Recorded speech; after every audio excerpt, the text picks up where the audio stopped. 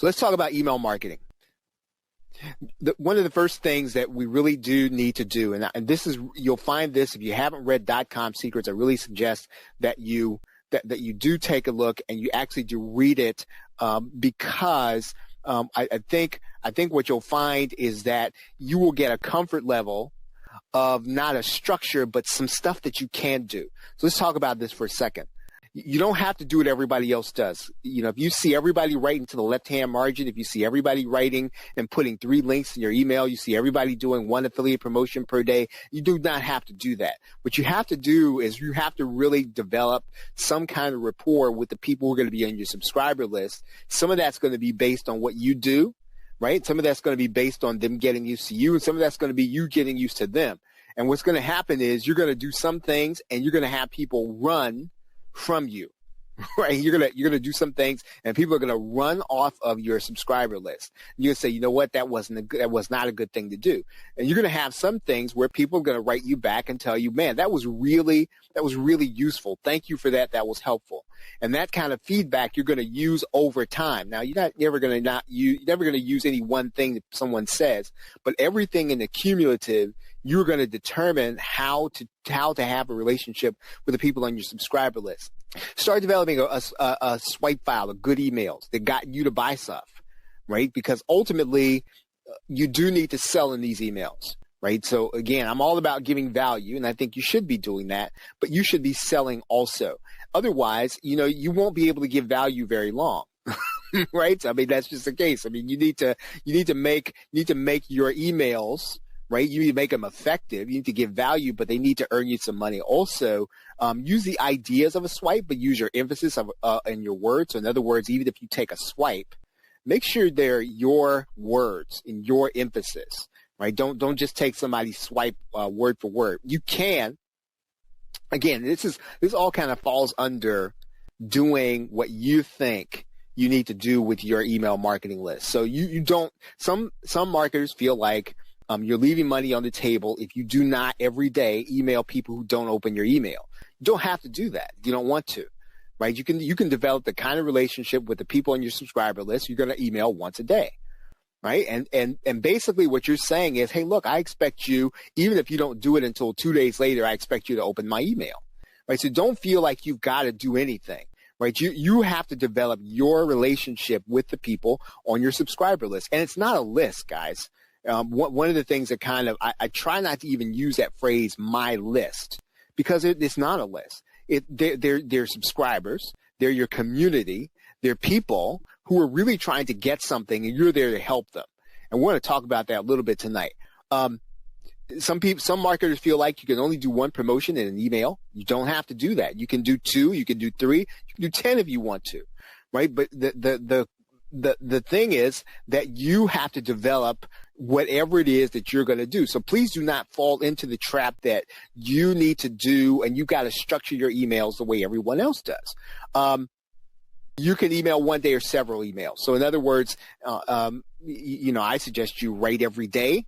But again, I mean, you don't have to do that just because everybody else does it. You can write extensively in your email. We talked about that last week a little bit, but you can write extensively or get straight to the point. Some people do that.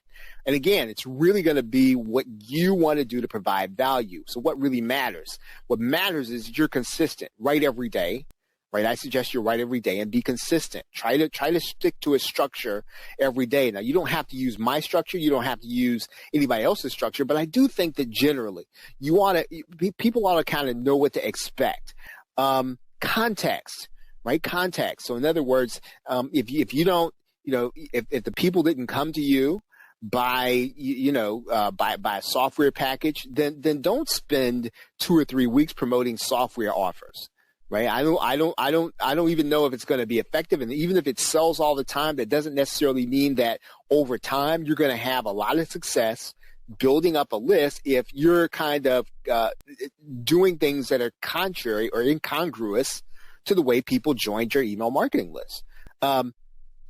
Clarity. So be clear about what you're when you're asking someone to buy something, just be clear about it. You don't have to try to hide it. You don't have to try to couch it. You don't have to be ashamed of it. You don't have to be coy about it, right? Be clear about it. put your call to action where the call to action goes and ask people for the sale.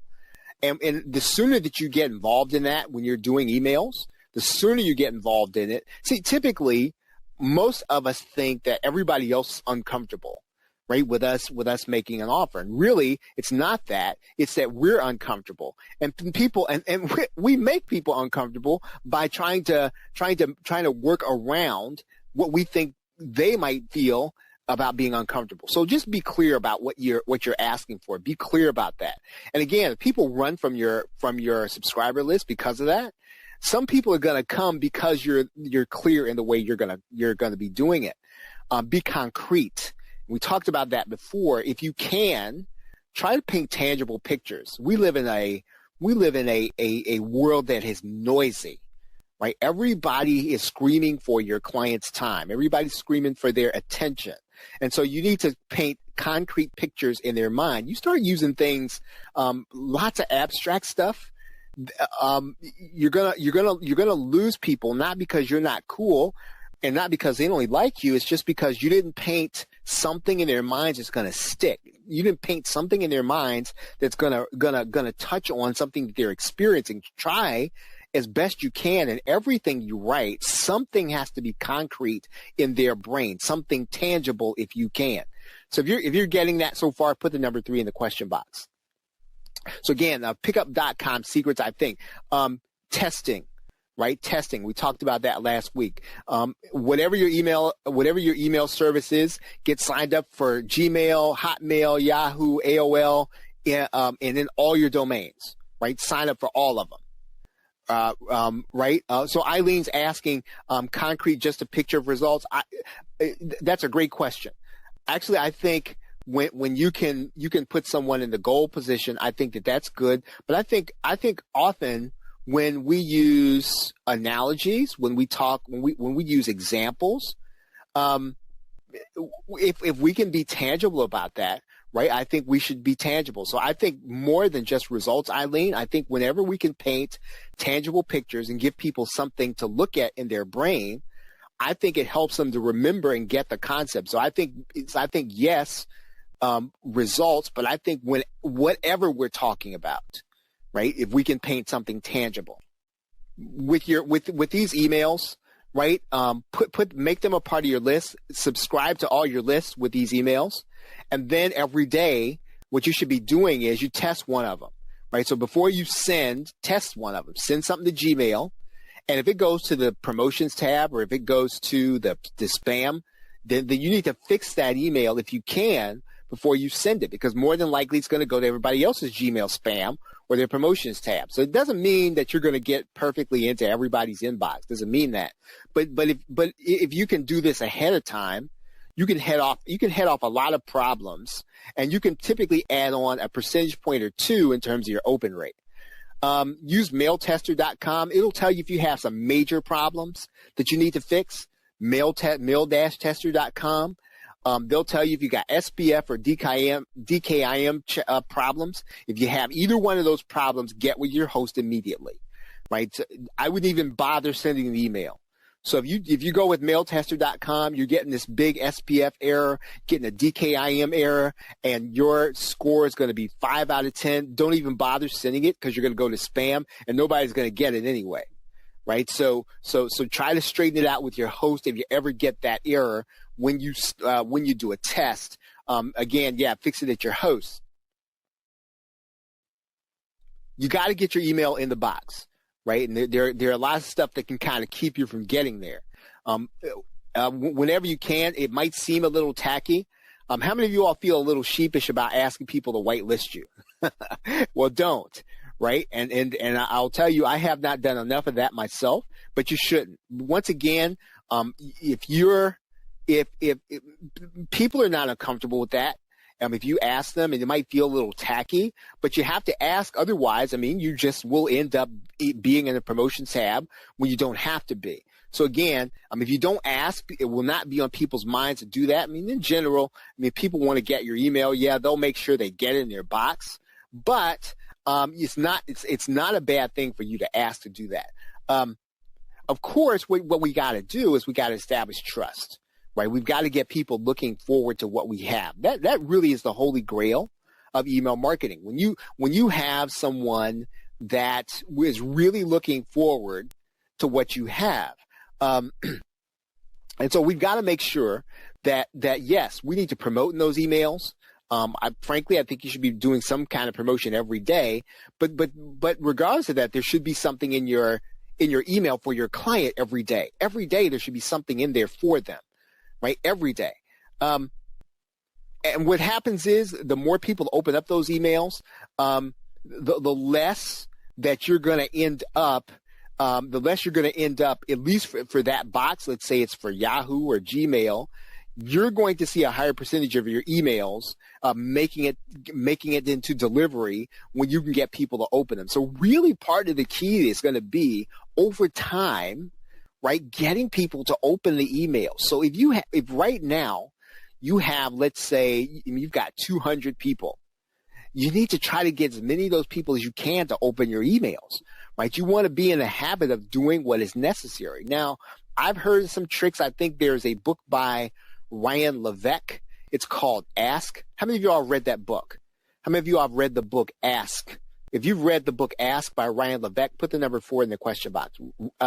He has a number of subject lines that you can use that when you're not getting people to open your email, and what you want to do is you want to kind of warm them up again, you can use some of the tools that he has in that book where I think one is, do you hate me, or something like that. I mean, it's kind of funny, but what it does is it kind of gets people kind of thinking about opening your email. So again, you and I, we've got to get people to kind of get them open. And if you've had, let's say, an email marketing list and you have not been emailing, then you're probably going to have to get that book Ask. And you're probably going to have to do some of the stuff he's talking about in there just to kind of get them. It's called a re-engagement campaign, right? It's called a re-engagement. So you're going to have to kind of get a re-engagement campaign going to get people opening your emails again, right? Now, I say get a place. You're going to be more likely to get inbox if you're sending people to your domain than if you direct link to an affiliate offer. Now, again, I know that there's nothing wrong direct linking to an affiliate offer. I've heard, and I talked about this last week, there is evidence that Gmail can scan beneath your link cloaker and put you in promotions tab, or worse, put you in spam.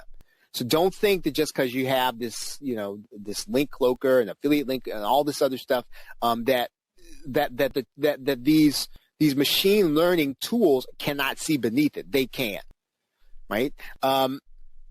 What I would do if you have time, you're not going to always have time to do this, especially if you're doing an affiliate promotion, do a brief video on your own page, bring people to your page. So just get people in the habit of coming to your page and your domain. And if you do that over time, if that's just the way you're going to do it, then the people that kind of come on with you, they'll grow to understand that. Will you leave some sales on the table? I imagine you will. But will you get more and more of your emails open because they're going to get into the box more? Yes. I can tell you that for certain. We talked about this last week, and this is more along the lines of affiliate marketing when you can use 3D images on your landing pages, and then pretty is not going to be necessary. The most important thing that I really want to kind of tell you with respect to email marketing is, if you can, use a landing page, even if what you're doing is you're sending people to, especially now, if you let's say you've got a new domain, brand new domain, that domain doesn't have any trust. I would almost send people to a landing page and then send them on to that domain rather than because I want to get people opening the email. And if I can get them to the page, I can do something on the page if I want to kind of create some value on that page. But if you never get the email open, you don't have a shot at all. So I tend to err to the side of trying to help people to at least open the email and get it into their box. And you're going to get more of your email into the box when you're using a website over and above a JVZoo link, a Warrior Plus link, a Zaxa link, a ClickBank link, some kind of affiliate link that everybody and their mother is emailing. Right now, When you get to the landing page, what's important is brevity, right? Shouldn't be, if you're going to do a review video, make it a minute. Right. So again, now because you're bringing people to a landing page, and because I know you don't have to, and because, they probably will kind of feel a little bit like, man, this is taking up my time. Don't be long. Right. So don't put a lot of stuff on there. Be brief, be fast, and get them moving on to the page where you really want them to. Okay. So you got to get people to open the emails. So really, this really does come back down to, your subject lines do have to be, they've got to be good, but at some point, what you're trying to do over time is develop trust. There's going to be something of value that if I don't open your email, I'm going to miss something, right? There needs to be either that kind of fear of loss or at least the expectation that if they open your email, they're going to get something because they got something the other day or they got something yesterday, right? So something of value for them has to be in there. Try using a regular time every day, right? I mean, that's hard to do. I'll tell you, I'm the first one to tell you that. It's hard to do. If you want to try to be at 9 a.m. every day because some of the promotions go at 9 a.m., try to do that. Try to do a regular promotion every month and then do some links that are recognizable. Now, again, subject lines are good, right? But you got to test those subject lines before you send them, because if it's a great subject line, it can often send you to promotions, right? Anything that you think is really catchy, and boy, that'll really get them. More than likely, you could be using some words that, again, a machine will look at it, and machine will say, you know what? I've seen 10,000 other emails like that. I've seen 10,000 subject lines like that. That's a promotion. I'm putting that person in promotion tab. Does that make sense to you? Now I'm giving Gmail a personality, but I think you understand what I mean. So if you get what I'm saying, put the number 5 in the question box. You get what I'm saying. Okay. So again, you're going to put that subject line in there. And you think it's awesome. What I'm going to tell you is be careful and test out that subject line by sending it to Gmail first, send it to Yahoo first, see where it goes. If it goes to spam and it goes to promotions, then it doesn't matter how cool it is. A lot of people aren't going to see it. Brian says, should the subject line be just 1 or 2 words? You got to test it, Brian. Because I honestly think, and I don't want to make too big a deal of, machine learning, but I do know that it almost, I think it's beginning to understand, people sending the email. I'm beginning to believe that. And so you could send an email that I can't send, and I could send an email maybe you can't send. So I don't think that it is a case where 1 or 2 words will always work. You have to test every email that you're going to send out. You got to be able to see how they hit that box and how it treats it. That is what I think. Always talk about what's coming up and what's coming up next in your emails. The goal of your daily newsletter is to get to the point where if somebody doesn't hear from you, that they miss hearing from you. Right now, that's a hard thing to do. I know that, but that should be a goal of ours, right? That if we're gonna be involved in information marketers, and email is still going to be the primary source that we're going to be using to communicate with people, then the goal we've got to get to, quite honestly, has got to be that if somebody doesn't get our email, they miss us, and that's a lot to say because you know how noisy, again, life is.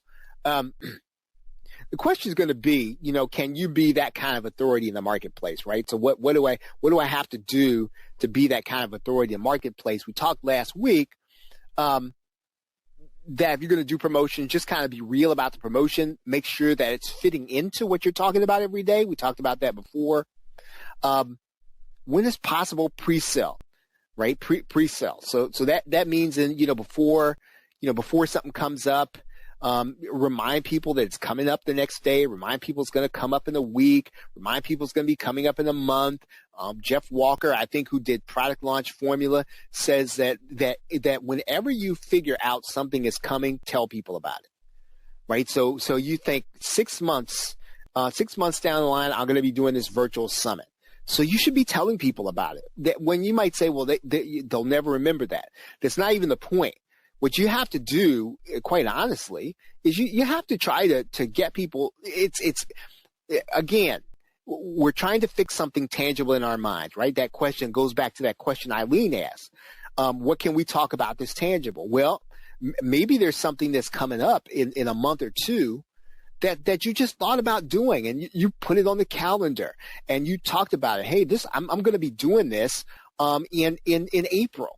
Right, put it on people's minds so that it'll be kind of in there and stuck in there, right? So they form a picture in their minds. When you're pre-selling, talk about benefits, right? You have to visualize the benefit before they do, and that's kind of the key, right? And I'm not trying to get hocus pocus on you or airy fairy, but you have to visualize it, right? So if you can see it, right? If you can see something tangible, then you can talk about something tangible. Oh yeah, Brian's asking if I got my water heater fixed. Yeah, I actually did. I did get my water heater fixed. Oh man. Okay. Paint a tangible picture of what life will be like once they make the purchase, right? So what's life going to be like? What are they going to look like? And this does go back to Eileen's question, which is, what does life tangible look like? So if you're working with senior citizens, right? Now I just pick senior citizens, but what would life be like if they bought your product and they maximized it? What would life be like for them? What picture can you paint for them? What we're trying to do really is we're trying. Lee says, "Yay!" We're trying to take people someplace else to become someone else. Right. And you need to be yourself. But what we're trying to do in our emails, right, over time. Now, I'm not saying that you're going to do this every day, but you're really trying to help people to get better and to become that other person that they want to become, that ideal person. You're trying to take them someplace else and let them become that other person over time. And what you want to do is you want to be the help to them in order to get there. Always test different kind of links and calls to action. Some calls to action will not work, and some calls to actions will not work for you, right? So what I will tell you is that you are always going to be uncomfortable with a more forward call to action. If you tell people, hey, go here, that's going to make you uncomfortable. More than likely, whatever you're a little uncomfortable doing, you need to do. If you're comfortable with it, it's probably not strong enough call to action. Right? There is a difference between saying something like, you can get this here, then go here to get this. There's a huge difference. And so you're probably more, how many of you would be more comfortable saying, hey, you can get this here if you need it, rather than go here to get this, right? So if I were to ask you, which one are you more comfortable with? Number one, I'm more comfortable saying, go here to get this. Or number two, you can get this here. Which are you more comfortable with, one or two? Right? And be honest, I'm the only one who can see your answers. Right? Most of us are comfortable with two. Right? And more than likely, that means then that our calls to action are probably not going to be strong enough, because we're sort of writing sort of where we're comfortable. So again, the only place where I would tell you where you probably don't necessarily want to be fully yourself is the call to action. Right, that's where the rules about direct response, copywriting take over. If you haven't done any reading about direct response, I'd say you pick up anything by Dan Kennedy. Right, he's got a book called The Ultimate Sales Letter. I highly suggest you read that. Dan Kennedy in that book is really talking about call to action. Right. And so that call to action is probably going to be something you're slightly uncomfortable with. But again, this is probably going to be the one area where you want to come outside of yourself a little bit. Now, this is just as an aside, the email. There's some evidence about this. And if you look like a marketer, like an internet marketer to Gmail, they might put you in promotions. Now, again, I don't know this. You're going to have to test this. So how many of you all are very familiar with the emails that have that say something like, they have a little content, then they have the link, right? Then some more content, then the same link, then a little more content, then the same link.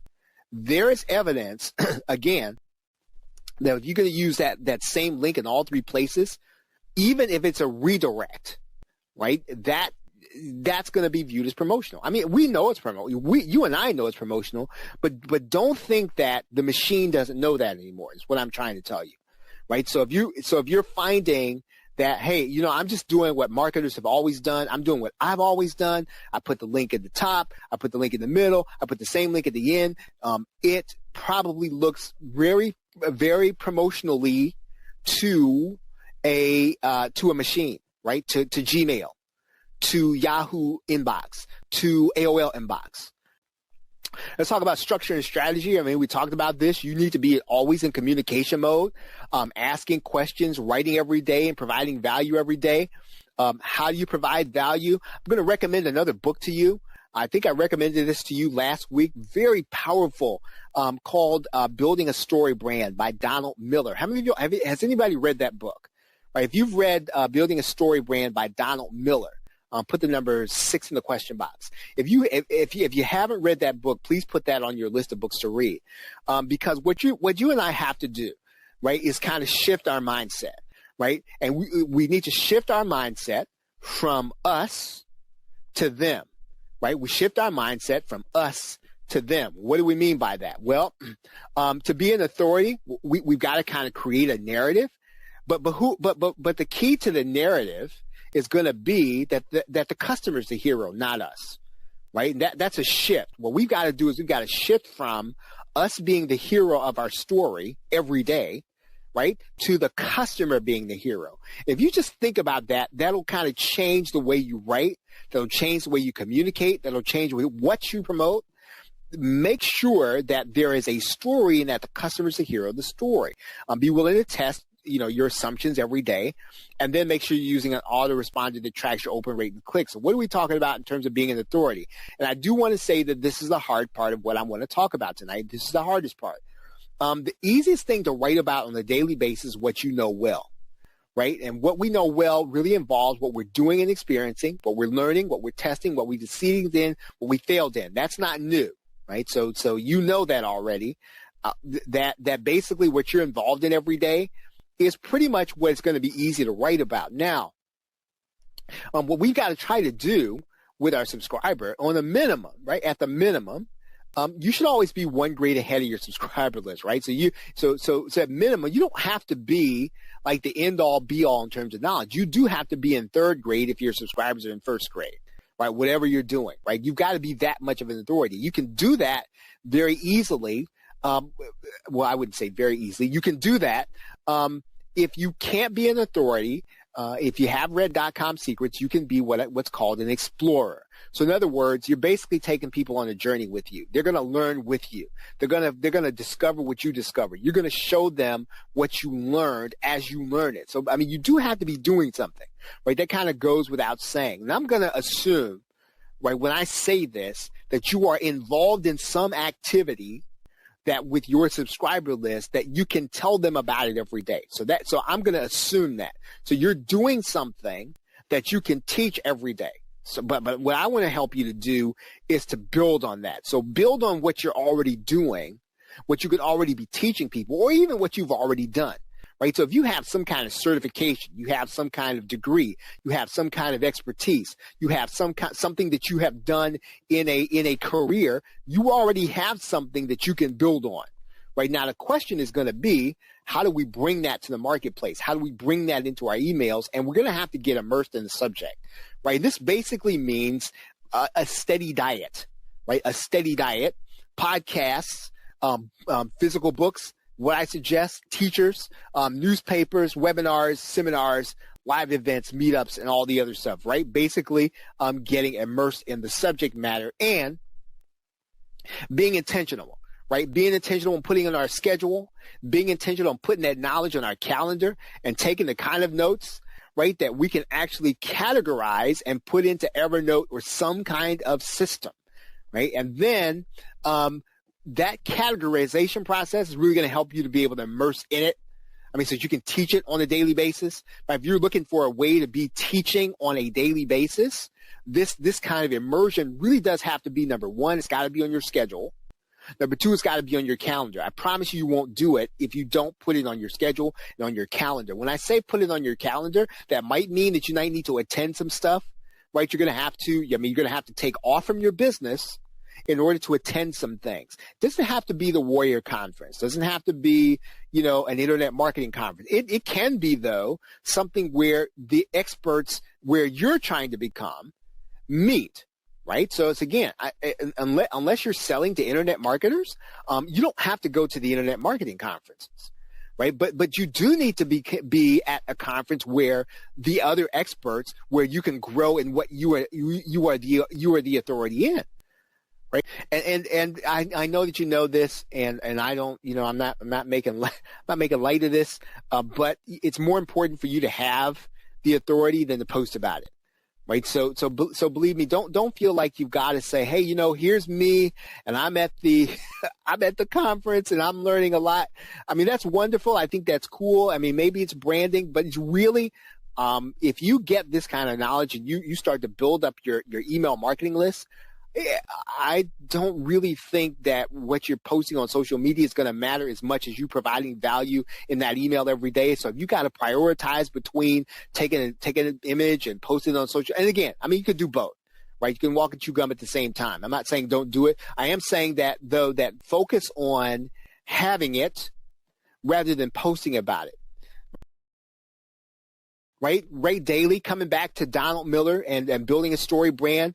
Who your subscriber, what is your hero most interested in, right? What are they trying to do? What are they trying to accomplish? What are they doing? What do they have to overcome? Will they survive? That's the question every single day that you have to answer, right? Every day, every single answer, your client is your hero, right? You are basically, and this is what Donald Miller says, you are, how many of you all know Star Wars, right? Now you may not have seen the most recent one, but most of you have heard of Star Wars. Well, your client is Luke Skywalker and you are Yoda, right? So again, Luke Skywalker is the hero, but Yoda is the authority. Right? And Luke Skywalker is kind of the center of the story, while Yoda's a side character. So do you understand the difference, right? So in other words, don't make yourself the center of the story.